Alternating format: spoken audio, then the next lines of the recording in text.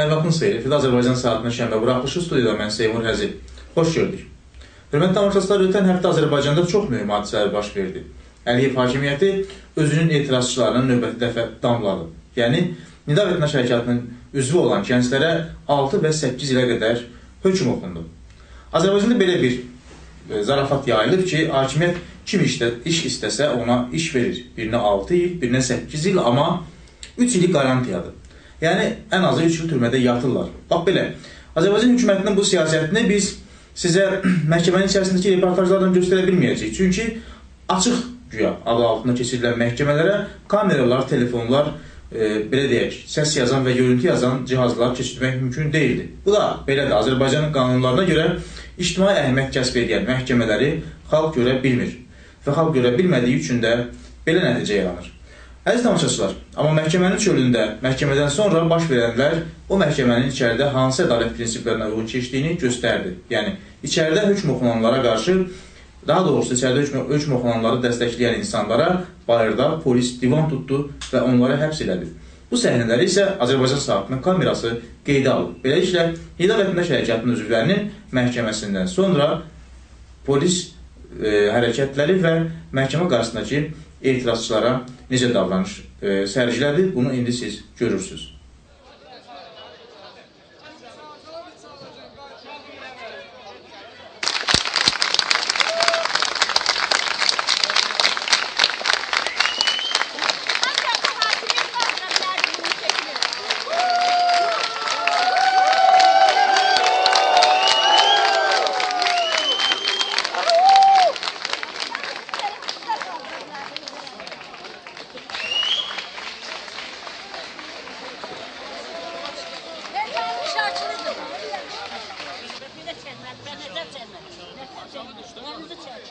Ben buradan çekmedim.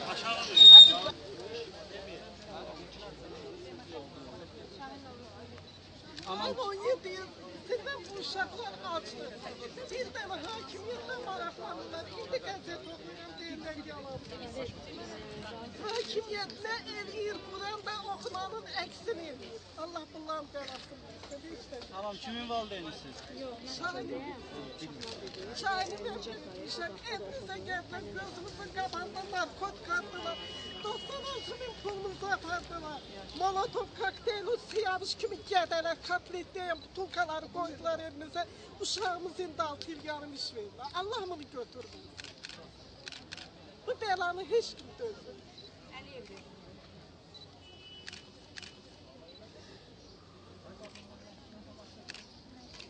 Bizim gözümüzün yaşını Allah bağışlamasın. Dəqiq, sən məhkəmə tanımırsan ki? Siz məhkəmənin nə gözlüyorsunuz? Ben ümitliydim gün Allah. Ben ümidim vardı ki Müslümanım. Değişelim. Bütün ittihamların hiçbirini değişmiyor. Ne devlet birinci gün.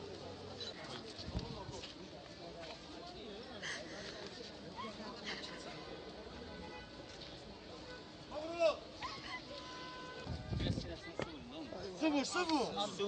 Sıvır.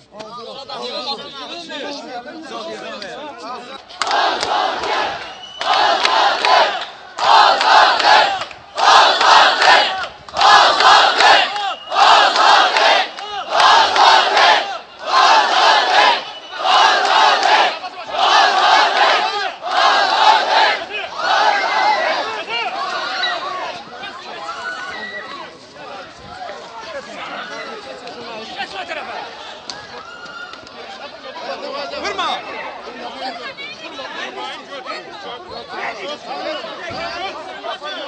El çek, kimse. Kanı kaptı buraya, görmüşsün. Kanı çek, görmüşsün.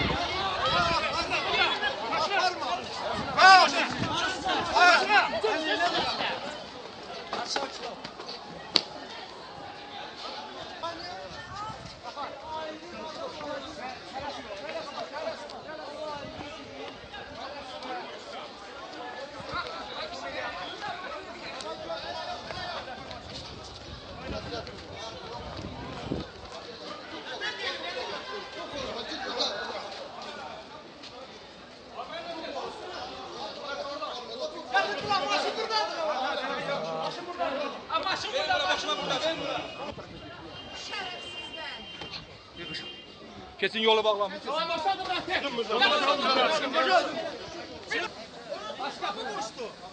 Ay, o tokka mı boştu? Başta bile. Ay jurnalist ay kim? Ay tokkanın başta bile. Ay jurnalist. Ay jurnalist. Ay Tokka mı boştu? Ay jurnalist.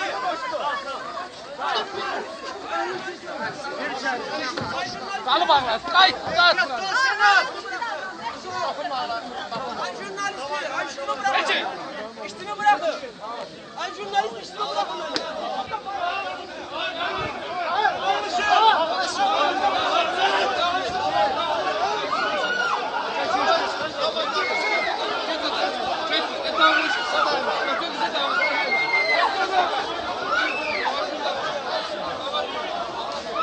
Ay kalama getir de. Geçin olsun. Geçin ulan.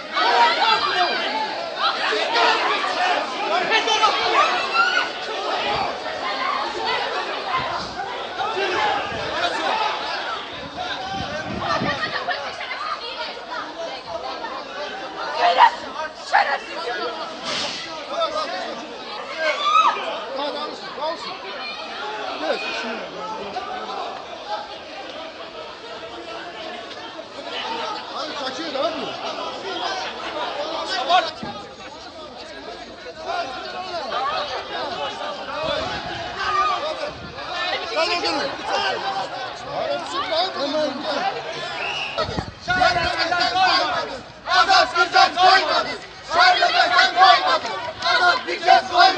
Söylemişler doymadı.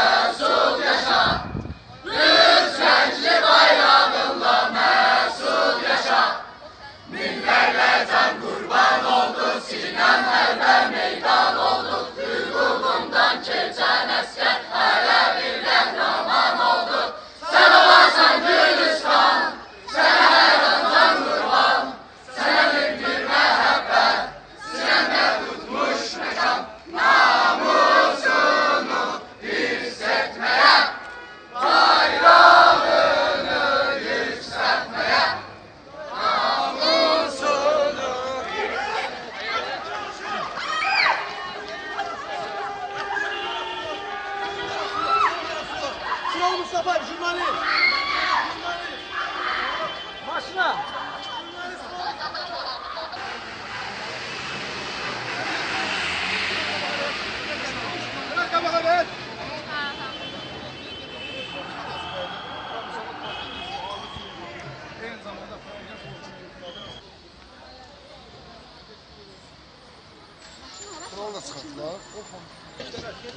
Ay kim geçin arkada yolu bağlama koyma da bırak. Geçin. Yolu bağlama. Yolu niye bağlıyorsun? Məlumat verin hara var. Sen gelende. Siz gelin onların önünde doyun da özü cevap verin. Niye demirsiniz şimdi? Faşist hökumətində də çoxsa məlumat verir. Məlumat faşistə götürürsünüz. Korkmursuz değil de. Hara sardılar? Hara sardılar? Bu cəmaatın parasını bayağını Yok yok, əsir etmə, narahat olma. Yaksan. Yok, biraz aksiyram.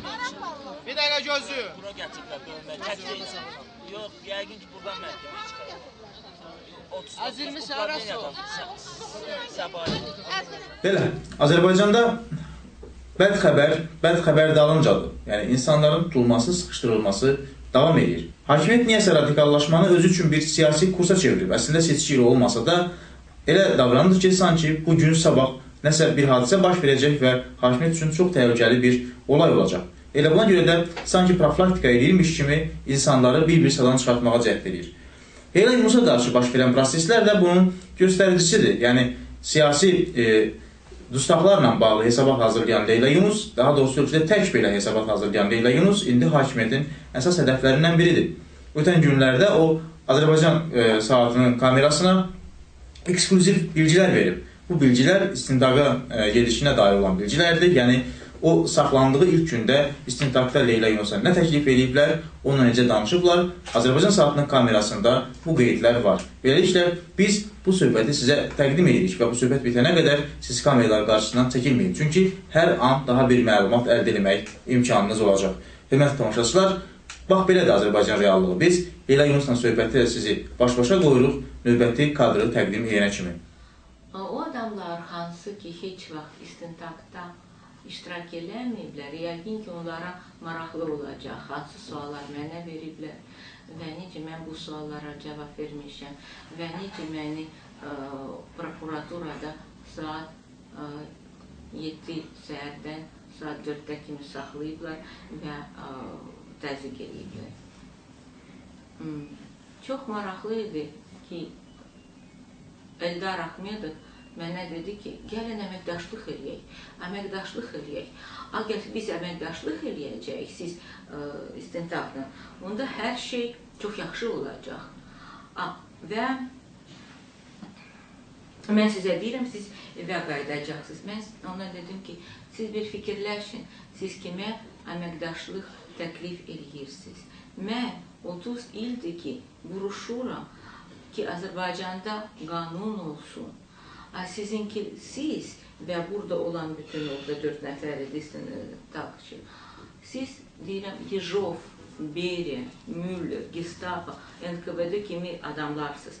Sizin əliniz bax bu cür qana batıb. Siz qanunsuz nidaçıları, cavanları, jurnalistləri qazamata salırsınız. Siz mənə əməkdaşlıq təklif edirsiniz. Yəni, mən sizin kimi cinayət adamlarla əməkdaşlıq edə bilərəm. Kağız verirlər, deyirlər, qol çək, istintaq sirini yaymayasan. Deyirəm, siz nə deyirsiniz? Mən buradan çıxanda çalışaram ki, hər şey yadımda saxlayayım və hamıya, jurnalistlərə hamıya deyim, burada siz nə eləmişsiniz? Siz nə danışırsınız? Hansı istintaq siri? Siz burada cinayətlə məşğulsuz, işi saxtalaşdırırsınız. Rauf Mirkadirov kimi məşhur, yaxşı, çox talantlı və zamечательный jurnalisti qanunsuz saxlayırsınız. Siz mənə deyirsiniz, qol çəkim ki, mən ağız açmayayım. Əslində, mən yaxşı olardı ki, mən burada diktafonu da qurum və hər şey çap edeyim. Deyirəm, mənə çay verin. Deyirlər, çay vermirlər. Sonra deyirlər, əgər çay versək, siz danışacaqsınız. Deyirəm, lap nə çay verməyin, nə heç nə verməyin, axıra kimi. Siz vəbşə nə fikirləşirsiniz burada? Məni çayla alırsınız. Suallar. Sizin Rauf Mirkadirovla çoxdan tanışırsınız, necə münasibət? Deyirəm, mənim yadımda deyil, mən neçənci illə Rauf Mirkadirovla tanış oldum. Hörmətim var, çox qəşəng jurnalistdir. Hamı jurnalistlər kimdən, onunla da münasibətimiz var. Siz onu hər yerə göndərirdiniz, deyirəm, necə mən onu harasa göndərə bilərəm. Siz onunla 2008-ci ildə Tiflisdə olubsınız. O, orada kimləsə ermənilərlə vuruşub, deyirəm, saxla. Mən Tiflisdə axırıncı dəfə 1965-ci ildə olmuşam. Belə gətirib ki, mən Tiflisdə ondan sonra olmamışam. Ermənistana gedibsiz, dedim, Ermənistana mən ömürlükdə bir dəfə də getməmişim. Getməmişim. Sonra o bir suallara gedirlər.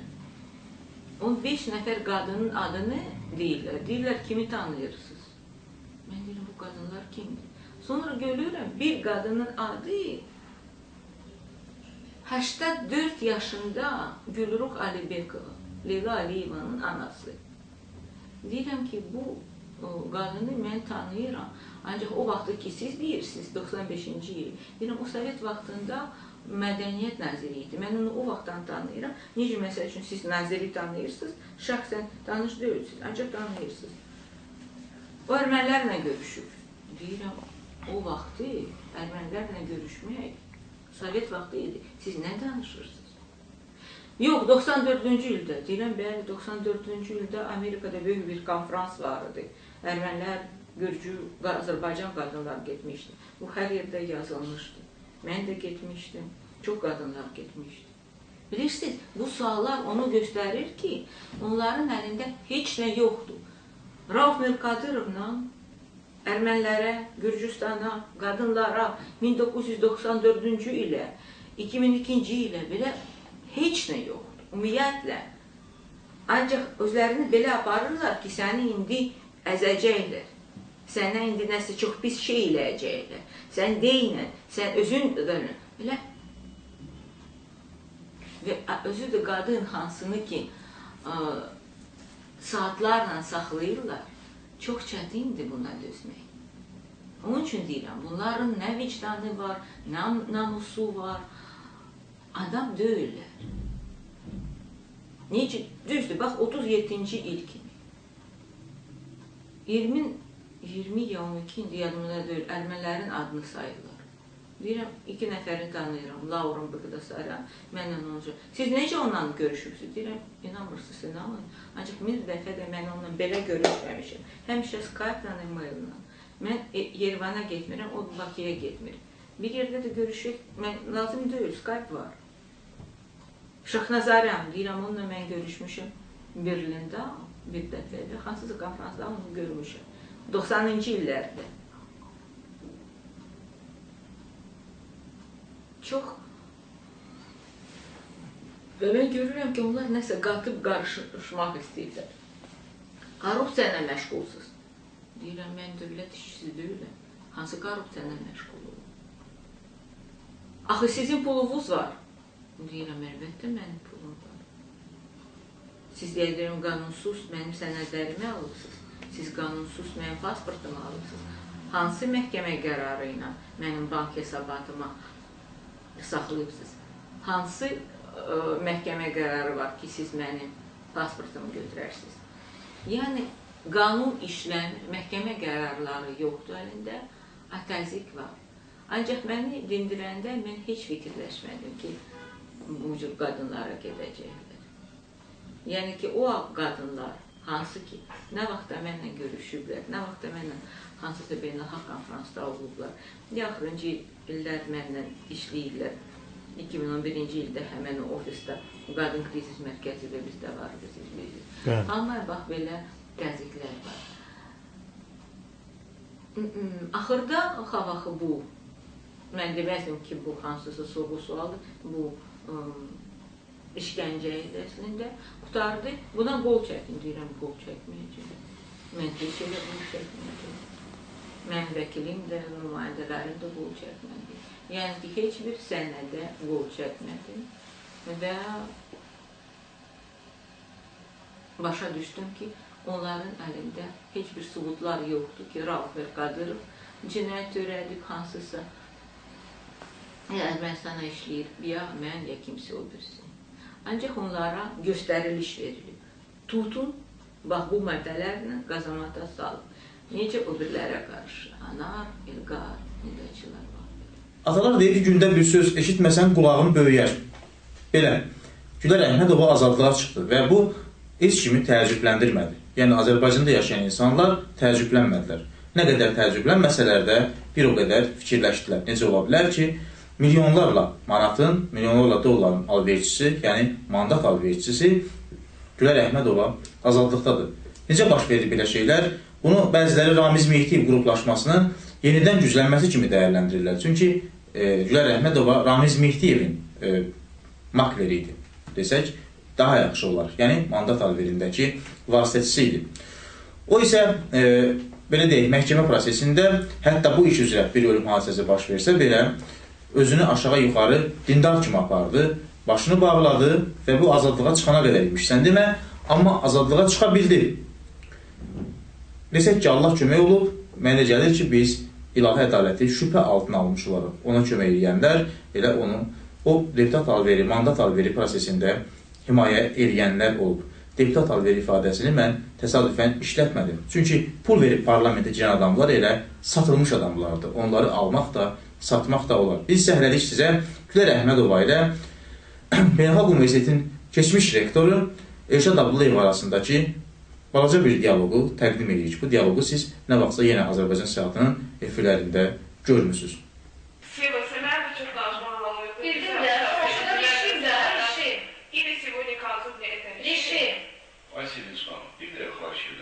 Ben gittim, siz özünüz inşaat edin, kaynana tarafta çağırarsınız. Cənab qaynana, bu məsələ nə işidir? Tanım kaynana.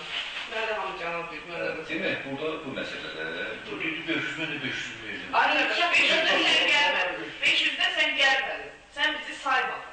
Niyə ki? Gelmedin, dedim ben başka adamdan işleyeyim. Sen geldin mi 500'de?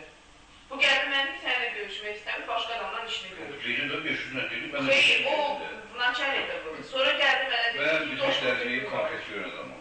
gelmez mi affı? Ramiz mənim özünə deyə bilərsiniz. Mən bugünə qədər Ramizə Ramiz vermə verməm, özüm alırım. Ramiz vermə işləmişəm. Özüm alırım, bax, özümün qiymətim budur. Başa işimi, priçim tutur Ramiz mənim, bax, özüm alırım. İstəyirsən, eləyirəm, istəmirsən, eləmirəm. Konkret, Yox, qısa mən konkret. necə qorursunuz sizi? Mən- Yox, siz mən 500'ünüz, mən Bura bax. 500'ünüz. 25 de vermiyor lazım. Mən indi demirəm, mən maşından düşəndə deyib düşmüşəm bunu. Mən ora gedəndə, xariç kimi gedəndə, bu sözü deyib düşmüşəm. Hətta dedim soğuqlar dedi olmaz. 5 gəlməli, dünən mən Ramiz 5 gələn gəlməli. zaten heç nə də vermirəm, Ramiz mənim də qalan adam döyür, Ramiz məndən rüşvət zaten heç kəsin deyəcəm, 1 manat da verir. Pulu mən istəyirəm. Mən gülərəm, verirsən, eləyirəm, verirsən özün gülərsən. Mən sən reyting böyüləm, adam uğurlam, Ramiz.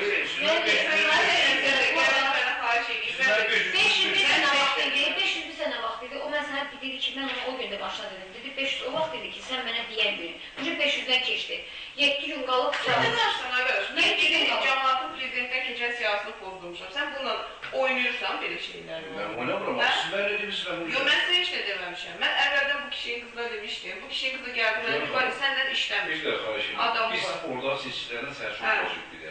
Yox, mən seçicilər var. Ülkədə biz işimizi araşdırırıq da. O qədər deputat olmaq istəyən var ki, amma seçici bir də. Valla işte, mən o qədər işim var ki, mən Hə. ehtiyacım yoxdur. O sadəcə cəmaat xahişli yoxlar deymişəm. Əzim, mən sənə qardaş kimi deyirəm. İstəyirsən, mən... Ay qaynanam, vəziyyət biləm. Qaynanan sözü belədir. Sən qaynananı pis tanıyırsan. Qaynanan xasiyyətini bilmirsən. Qaynanan yek gəlməsi var. Yox, ola bilər mənə qıslayıblar. Birazdan çox şeylər. Buna bax, Mən Qıslayıblar. səndən bir üzüdürüm. Hə, yox, qıslayıblar da deyirlər ki, geçdi. Mən gəlsən düş. Geçdi. Sənə görə bu az qardaşım. Gecdir. Sənə görə o qədər siyahını başqa vermiş. Qıslayıblar. Sən belə Bizdən şeylərin çox şey zarafat deyir, edirsən. qıslayıblar. Belə şeylərin zarafat eləməyə öyrəşməmişəm. Yox, mən sözümü gəlsə, mən zarafat edəm. Mən buna bax, Yox, zarafat siz. sən adlı siyahıdan pozulmuşdun. Ay, bunu unutsunuz da. Mən 2 dəfə, bravo, 2 dəfə vermişəm, keçməmişəm. Qardaşım, mən sən zorla demirəm ki, mən səndən Mən burada zorla 19 özünü dənə vəkilim var. istəmirsən. Biri bir də o gün adresində bir dənə üşütmüşüm güzel. Hər şey əcəb edirsən. Güzəlin əlinə o Mən işdən olursansa daha burada nə bazar edirsən? Nəsən başım çıxır? İndi burada gəl məsələ beləncədir. Yox, mən bazar açmıram. Burada siz mənə necə demişsiniz? Mən sizə heç nə deməmişəm. Siz də gənə işi... Mən sizə heç nə Gecikləri də deməmişəm. gecikib, o vaxtı 5 dedi, sonra Ay, gecikib. laf gecikməyib, laf gecikib. Sən mən verdim 500, mən də 500. 4 ay bundan qabaq bu qiymət deyil. 500. Əvvəl. Sən mən 500 verdim. Keçənlər 5 deyil, onun da az idi, sonra oldu 4 ay 500. bundan qabaq. 4 aydan qabaq 300 idi, sonra oldu 500. 500 verdim, mən də 500 verdim. Bir qanundur da, deyir ki, 2 gecikir, ona görə düzəltmə lazımdır üstünə. Mən getdim, özüm danışdım. Yox, Gülər xanım, o söhbət duraq mən gedim. Mən sizlə burada işləyirəm. 1 manat, 2 manat, o belə mən pul vermişim, gəlin mənim pul. Ay kişi oğlu, sən mənim gücümü gördün, sən gördün, bir gecənin içində getdim, həllələdim, qoydum, gəldim. Sən indi mənə nə edirsən ki? Otur 2 dəqiqə söhbət edeyim, dışı bir aydınlıq gətir. Aydınlıq gətir. Mən də sən Bana bunu deyir.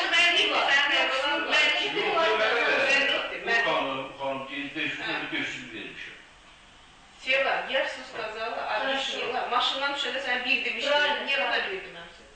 Yox, mən dedim ki, sonra verərlər, sonra olar. Komissiya olar, ondan sonra. Bircə də yox, xahiş edirəm. Mən komissiya söhbəti danışmışdım sənə. Niyə? Ya bunu siz qazalı. Ay Gülər xanım. Patok. Əgər qazalı, dedim, xaraşo, qoy keçsin, Gülər onlar xanım, edəyəm. ay Gülər xanım, bu mənə falanın canmışım, Allah'a and olsun. 500 deyil, 500 deyilmişim. Düz deyil, düz deyil. Sonra deyir ki, gecdir, gecikir.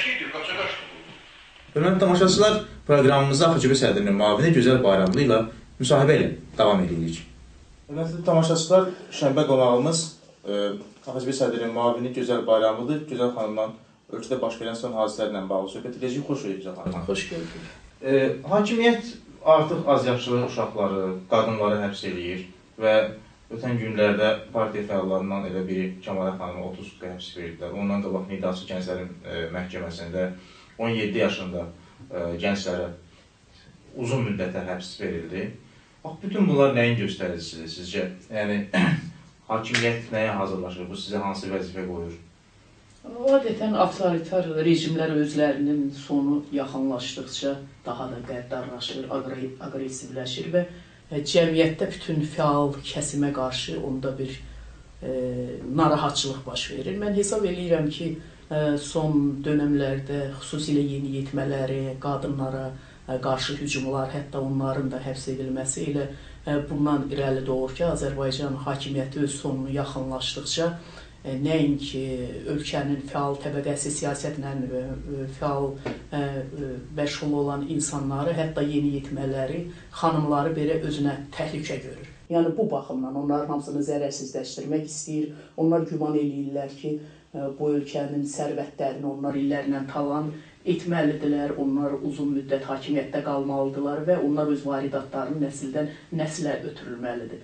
Təbii ki, belə bir zamanda bir siyasətçi olaraq, bir partiya yetkilisi olaraq bizim üzərimizdə də bir vəzifə var ki, cəmiyyətin daha çox kəsimini bu mübarizəyə qoşaraq, bir halda ki, Azərbaycan hakimiyyəti yeniyetmə demədən, qadın demədən hər kəsi özünə təhlükə hesab edir, rəqib hesab edir və Azərbaycanın problemi də hər kəsin problemidir. Deməli, hər kəs bu problemin həlli üçün mübarizəyə qoşulmalıdır. Hesab edirəm ki, bir siyasi partiya olaraq da bizim əsas vəzifələrimizdən biri cəmiyyətin daha çox kəsiminin bu proseslərə qoşulması, Azərbaycanın o əsas hamının problemi olan bu avtoritar rejimini tarixin arxivinə göndərmək, ölkədə demokratik bir cəmiyyət qurmaqdır. Yəni, bu hər kəsin işi olmalıdır.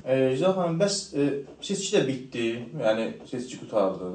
Amma bunun arxasında ədalətsiz məhkəmə qərarları gəldi gənclərlə bağlı. Seçki ili də deyil indi, yəni bələdiyyə seçkisidir, amma mühüm bir hakimiyyət mübarizəsi ili deyil. Yəni hakimiyyət olan mübarizə deyil. Hakimiyyət niyə radikallaşır? Yəni bu durmadan radikallaşma bunun səbəbi nədir? Nəyin göstəricisidir bu? Mənə elə gəlir ki, dünyada baş verən proseslər, xüsusilə Ukraynada baş verən proseslərə Azərbaycan hakimiyyəti bir fürsət kimi baxır və dünyanın başının belə bir dünya demokratiyasının başı bu işlərə qarışdığı bir zamanda Azərbaycan hakimiyyəti düşünür ki, bu fürsətdən istifadə edib bütün rəqiblərini zərərsizləşdirsin, Azərbaycanda ümumiyyətlə vətəndaş cəmiyyəti institutlarını məhv eləsin, siyasi rəqiblərini sıradan çıxarsın, fəal gəncliyi sıradan çıxarsın və bununla da öz hakimiyyətlərinin ömrünü uzatsın. Yəni, bunlar ona hesablayıblar. Mən elə gəlir ki, Azərbaycan hakimiyyəti bu fürsəti dəyərləndirərək, bu fürsətdən istifadə edərək daha çox özünə rəqib bildiyi insanları sıradan çıxartmaq istəyir. Buna nail ola biləcək misiniz? Təbii ki, buna nail ola bilməyəcək. Yəni, ölkədə böyük bir fəal gənclik yetişir artıq, mübarizənin sıraları genişlənir, müxalifətin sıraları da genişlənir. İsrarla mübarizə aparan bir müxalifət var hər zaman, hansı ki, İlham Əliyevin qarşısındadır və bu mübarizədə zaman-zaman özünü göstərir və bugün müxalifət partiyalarında sıraları genişlənir. Milli Şuranın timsalında Azərbaycanda bu hakimiyyətə rəqib, alternativ, potensial bir qüvvə var. Yəni, buna təbii ki, nail ola bilməyəcək. Mənə elə gəlir, o bir neçə əvvəllər də belə hallar baş vermişdi ki, dünyada baş verən proseslərdən, regionda baş verən hadisələrdən istifadə edərək İlham Əliyev müxalifətin, ölkənin siyasi kəsiminin üzərinə gəlmişdi. Amma yenə də o istəyinə nail ola bilməmişdi. Əslində, İlham Əliyev 20 ildir ölkədə o siyasi rəqiblərini, ölkənin o mübarizə aparan təbəqəsini zərərsizləşməyə uğursuz cəhdlər eləyib. Mənə elə gəlir ki, bu da növbəti uğursuz cəhdlərindən biridir. Bu alınmayacaq. Azərbaycanda mübarizə aparan, Azərbaycan taleyini düşünən qüvvələr var və bu qüvvələr öz sözünü zaman-zaman Milli Şuradan söz düşmüşkən, Milli Şurada planlarınız nədir? Nə planlaşdırırsınız və xalq cəbhəsi olaraq Milli Şuradakı fəaliyyətiniz hazırda nə yerdədir?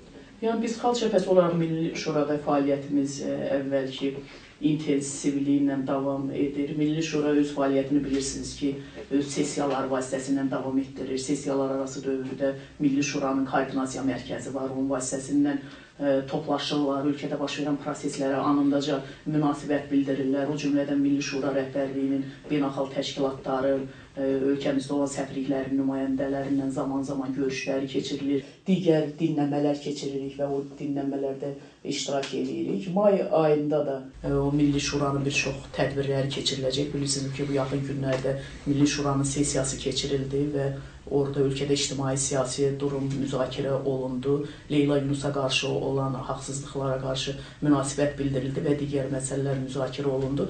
Və əsas hədəflərimizdən biri Milli Şuranın genişlənməsinə nail olmaqdır. Bilirsiniz ki, o Milli Şuraya üzv olmaq üçün Azərbaycanın tanınmış bir çox ictimai-siyasi xadimləri, müxtəlif ekspertlər müraciət ediblər. Mənə elə gəlir ki, zaman-zaman Milli Şuranın sessiyası bu məsələlərə baxıb, Milli Şuranın genişlənməsi istiqamətində öz fəaliyyətini davam etdirəcək. O cümlədən may ayında bizi böyük bir tədbir gözləyir. May ayının 28-də Milli Şura və onun tərəfdarları Azərbaycan Cümhuriyyətinin yaranması günü münasibəti ilə 28 mayda Novxanıda Məhəmməd Əmin Rəsulzadənin abidəsi üzərinə toplaşacaq Cümhuriyyət qurucularımızı yad edəcək. Hesab edirəm ki, Milli Şura Azərbaycan cəmiyyətində artıq özünü təsdiq eləmiş, öz sözü olan bir qüvvədir və Milli Şuranın zaman-zaman Azərbaycan cəmiyyətində öz sözünü deyəcək. Milli Şura eyni zamanda siyasi məhbuslarla bağlı keçirilən məhkəmələrdə də iştirak edir. Nidanın məhkəməsində də Milli Şura dəfələrlə Milli Şuranın rəhbərliyi də, üzvləri də iştirak elədi. Digər məhkəmələrdə də və bundan sonra davam edən məhkəmələrdə də iştirak eləyəcək. O haqsızlıqlara tuş gələn həmvətənlərimizə, soydaşlarımıza qarşı Milli Şura hər zaman etirazını bildirib və bundan sonra da biz onların yanında olacaq, onlara dəstək olacaq. Bu istiqamətdə fəaliyyətimiz davam edəcək. Çox sağ olun, hörmətli tamaşaçılar. Proqramımızın qonağı Hüseyn Sədrinin müavini Gözəl Bayramlı idi. Proqramımız davam edir. Bugün biz may ayının 10-unda sizinlə görüşdəyik. Azərbaycanda bir neçə gündür Gül Bayramı adı altında tədbirlər və şənliklər keçirilir. Əlbəttə, bunun ayrı-ayrı epizodlarını biz yenə sizə təqdim edəcəyik. İndi isə üzərində durmaq istədiyimiz məqam bir qədər dodaq qaçlıdır. Ötən il Azərbaycan saatı Bakı şəhərində Gül Bayramı ilə əlaqəli bir sorğu keçirmişdi. Sorğuda iştirak edənlərdən biri əməkdaşımızın diqqətini xüsusi cəlb eləmişdi. Yəqin, bəzilərimizin internet portallarından xəbər tutduğu kimi Gül Bayramını evində qeyd edən sadə vətəndaşdan xəbəriniz var. Biz isə indi təkrar o kadrları sizə göstəririk. Beləliklə, Gül Bayramını Azərbaycan vətəndaşları evlərində necə qeyd edirlər və onlar dövlət rəhbərlərini necə həvəsləndirirlər? İzləyək. Azərbaycanda növbəti Gül Bayramı keçiriləcək. İxtisasçıların hesablamasına görə bu bayrama hər il bir gündə 12 milyondan çox dövlət vəsaiti xərclənir.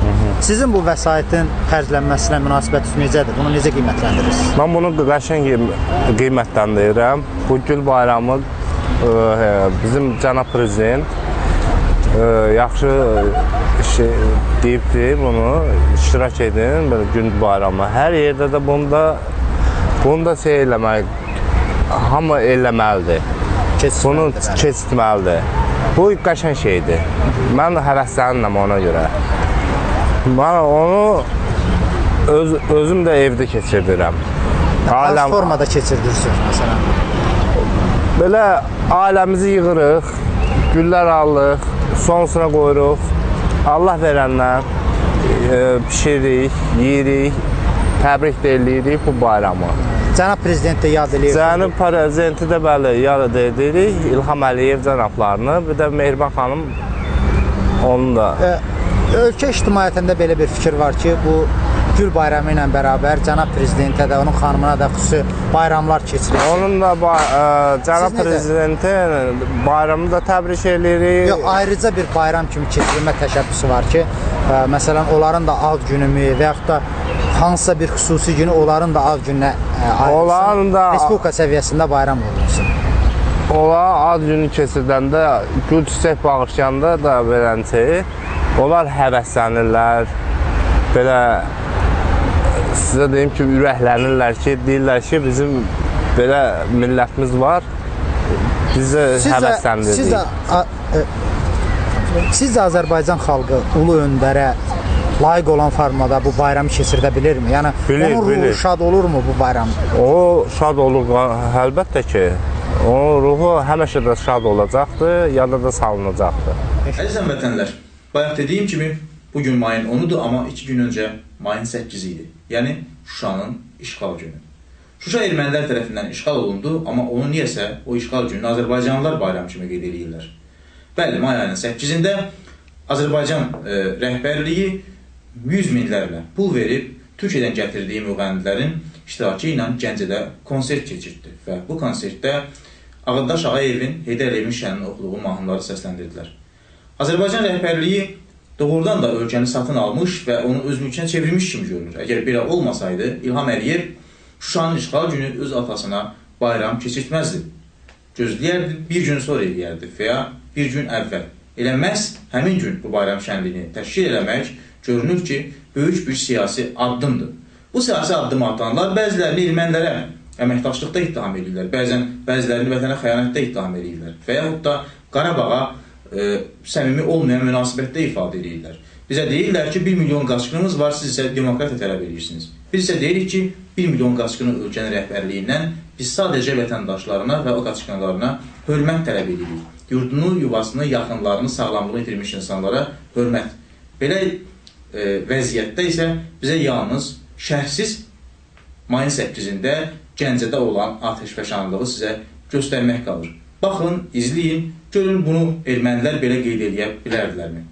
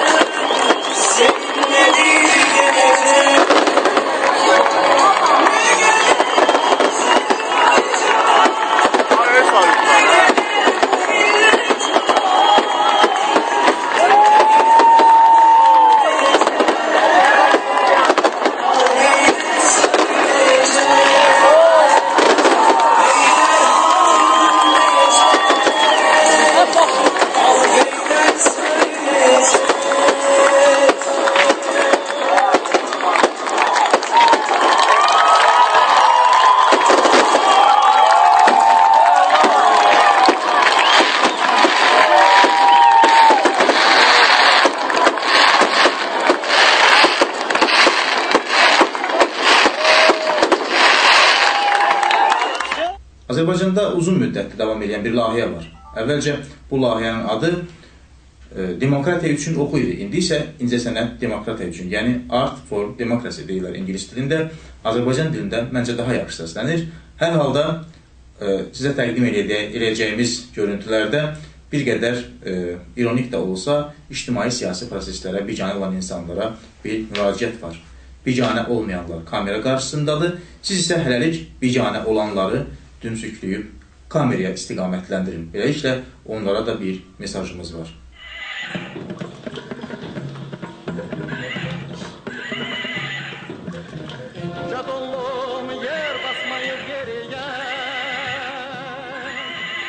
Dur, bir saqqala yer ver, ha?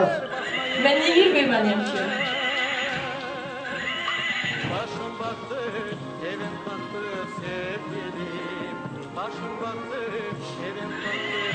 Bak, dur, saqqala yer ver, böyük küçük qalmıyor, dur.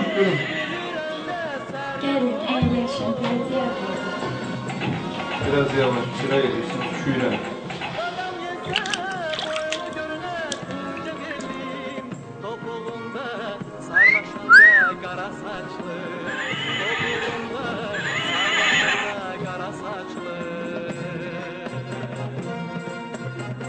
Hər birinizi salamlayıram, xoş gəlmişsiniz. Gəncə qoyun, son zamanlar qazamata salınan siyasi əsirlərlə bağlı nə fikirləşirsiniz? Evet, sağ olun. Nə? Gəncə qoyun, münasibət bildirməyəcəksiniz? Hə, nə olsun? Oğuz Əliyev məni başa düşür. Çorotlu, vətəndaş kimi sizin mövqeyinizdə verəcəksiniz. Mən görmədim. Femidə, Can, sən də görmədin? yok bilirsiniz ben burada değildim. Dubai'ye gitmiştim.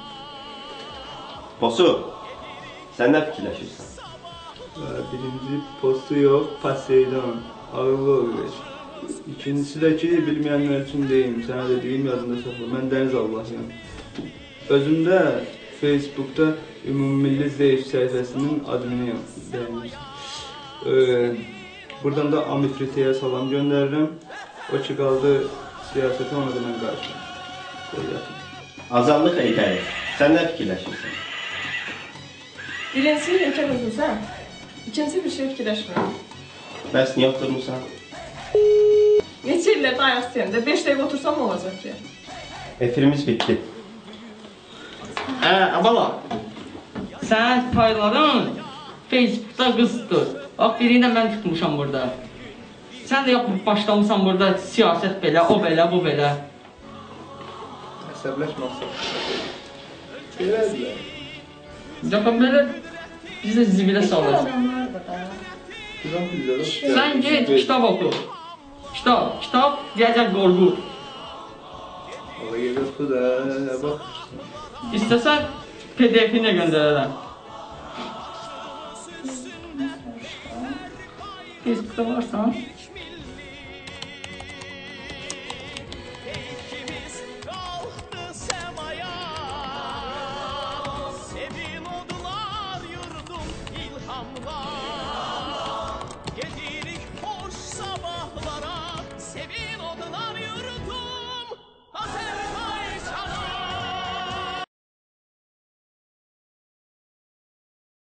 Bu dünyada otun, suyun, torpağın da yaddaşı var.